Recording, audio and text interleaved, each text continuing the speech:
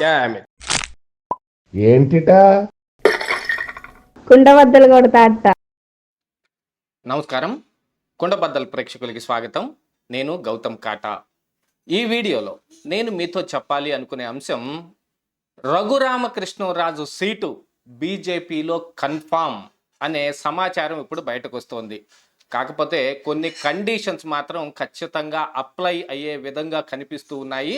అసలు బీజేపీ రాజు గారికి సీట్ ఇవ్వటానికి ఎలా ఒప్పుకుంది, ఆ కండిషన్స్ ఏమిటి, దీన్ని చంద్రబాబు నాయుడు ఎలా ఓవర్కమ్ చేయాలి అనుకుంటూ ఉన్నాడు అనేది ఈ వీడియోలో నేను మీకు వివరించబోయే ముందుగా కొండబద్దల ప్రేక్షకులందరికీ నా మనవి, వీడియో నచ్చితే గనుక ఖచ్చితంగా లైక్ చేయండి, మరో 10 మందికి షేర్ చేయండి.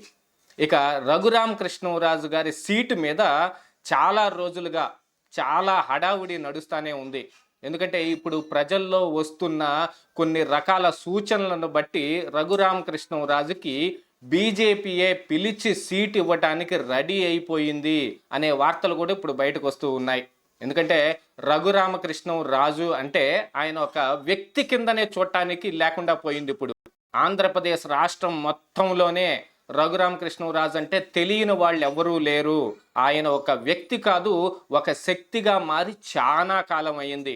అధికారంలో ఉన్నా కూడా ఉన్న అధికారాన్ని వదులుకొని జగన్మోహన్ రెడ్డి మీద ఫైట్ చేయటానికి పోరాట పటిమతోటి ఆయన ఎన్నాళ్ళుగా కృషి వస్తూనే ఉన్నారు. ప్రతిపక్షాలతో కూడా ఆయన చాలా మృదు స్వభావిలాగాను వాళ్ళని కలుపుకొని పోయే విధంగానే ఎక్కువగా ప్రయత్నం చేస్తూ ఉన్నాడు. ఢిల్లీలో ఆయన ప్రభావం చాలా ఉంది బీజేపీ పార్టీలోనే, ఎందుకంటే అధికారంలో ఉన్న పార్టీ బీజేపీయే కాబట్టి బీజేపీలో కూడా చాలామంది ఎంపీలతోటి లేదా ఇతరత్ర నాయకులతోటి, పార్టీ నాయకులతోటి కూడా ఆయనకి సత్సంబంధాలే ఉన్నాయి. వీటన్నిటి దృష్ట్యా నరసాపురం టికెట్టు రాజుగారికి కన్ఫామ్ అని ప్రజలందరూ అనుకున్న ఈ తరుణంలో కొన్ని ఈక్వేషన్స్ మూలంగా, రాజకీయాలంటేనే సమీకరణాలు, బీసీ సమీకరణాలు వస్తాయి, కుల సమీకరణాలు వస్తాయి, లేకపోతే పార్టీ పరమైన కొన్ని సమీకరణాలు వస్తాయి. వీటన్నిటి దృష్ట్యా ఇప్పుడు టీడీపీ జనసేన కూటమితోటి బీజేపీ కలవలసి వచ్చింది. ఎందుకు కలవలసి వచ్చింది, ఎలా కలిసింది, కలిసిన తరువాత కూడా ఏమేమి ప్రయత్నాలు చేస్తుంది, నేను చాలా వీడియోల్లో మీకు వివరించడం జరిగింది. బీజేపీ ఇంకా జగన్మోహన్ రెడ్డిని పట్టుకొని వేలాడుతూ ఉంది అని నేను ఎన్నోసార్లు ఎన్నో దఫాలుగా చెప్పాను. ఇప్పుడు వాటన్నిటికీ ఇక ఫైనల్ ఆప్షన్ కింద రఘురామకృష్ణరాజు గారి సీటు ఇక ఫైనల్గా కనపడతా ఉంది. ఎందుకంటే రాజుగారికి సీటు ఇవ్వందే కేవలం జగన్మోహన్ రెడ్డి కోరుకున్నాడు కాబట్టే. బీజేపీలో కూడా వైఎస్ఆర్సీపీకి సంబంధించి చాలా నాయకులు ఉన్నారు.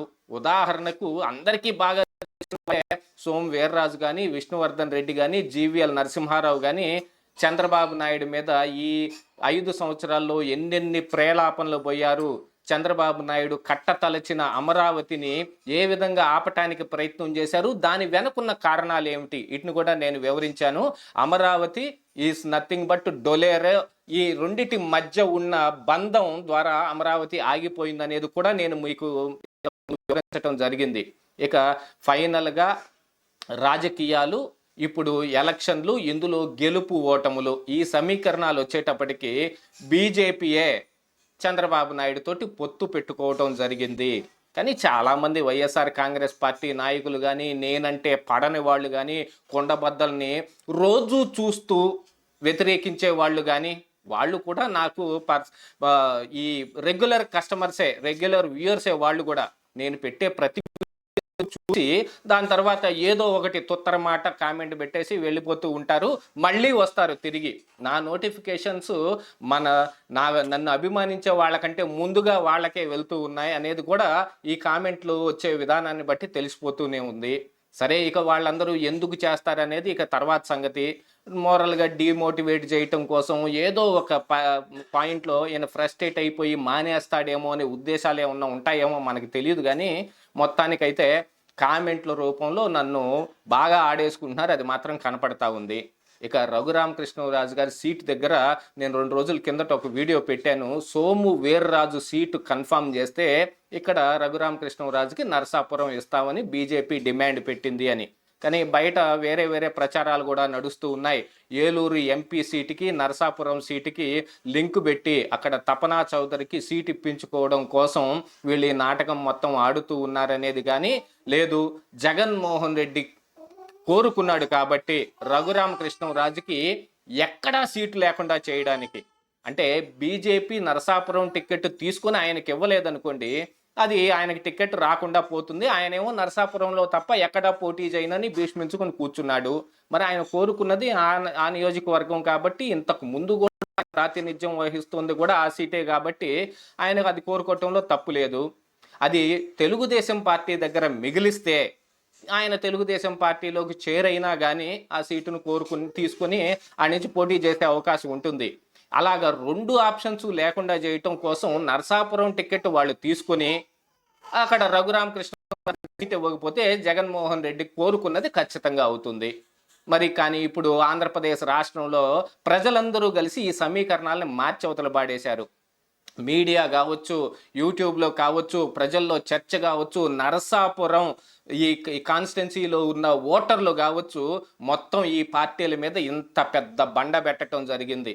రాజుగారికి సీటు ఇవ్వకుండా వీళ్ళు ఎక్కడికి తప్పించుకొని పోకుండా ఈ ప్రజలందరూ చేయటం మూలాన, ఎందుకంటే యాంటీ జగన్ అనే దాన్ని నినాదాలు ఫస్ట్ ఎత్తుకుంది ఆయనే.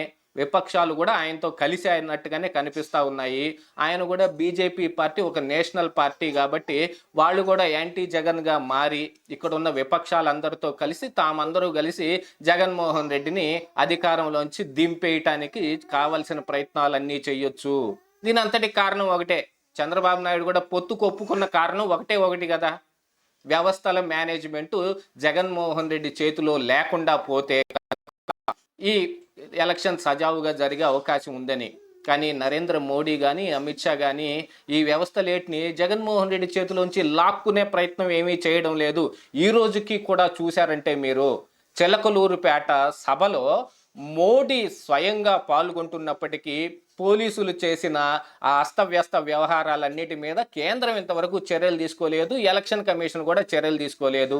ఎలక్షన్ కమిషన్ ఎందుకు తీసుకోలేదు అనే దానికి మళ్ళీ కేంద్రమే నిందించబడుతోంది. ఇక లోగుట్టు పెరుమాళ్ళకెరుకన్నట్టు వాళ్ళ మధ్య ఏమున్నప్పటికీ ఇక రాజుగారి సీటు మాత్రం కన్ఫామ్గా బీజేపీ నర్సాపురం టికెట్ తీసుకుంది కాబట్టి ఇప్పుడు దాన్ని తెలుగుదేశానికి తిరిగి ఇవ్వకుండా బీజేపీలోకి రాజుగారినే చేర్చుకొని ఆయనకి ఒక సీటు కేటాయిస్తే దానికి మరొక సీటును కోరుకుంటూ ఉన్నారు. దాన్ని మాత్రం చంద్రబాబు నాయుడు అజైన్ చేయలేడేమో అనే అనుమానాలు వస్తూ ఉన్నాయి.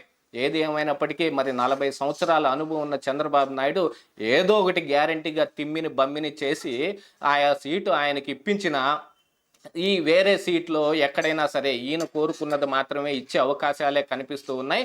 అలా కాని పక్షంలో మరి రాజుగారు ఏం చేస్తారు? ఈ ఈక్వేషన్ కూడా ఇంకా ఇది ఫైనల్ ఆప్షన్ అనమాట. ఈ ఈక్వేషన్ కూడా చెడిపోయింది అనుకోండి, ఇక రాజుగారు సొంతగా నిర్ణయం తీసుకొని ఏదో ఒకటి చేయటం తప్ప మరి ఏ అవకాశము లేకుండా పోతుంది. ఇది మాత్రం ఫైనల్ ఆప్షన్ రఘురామకృష్ణరాజుకి. ఇదే ఈరోజు కుండబద్దలు.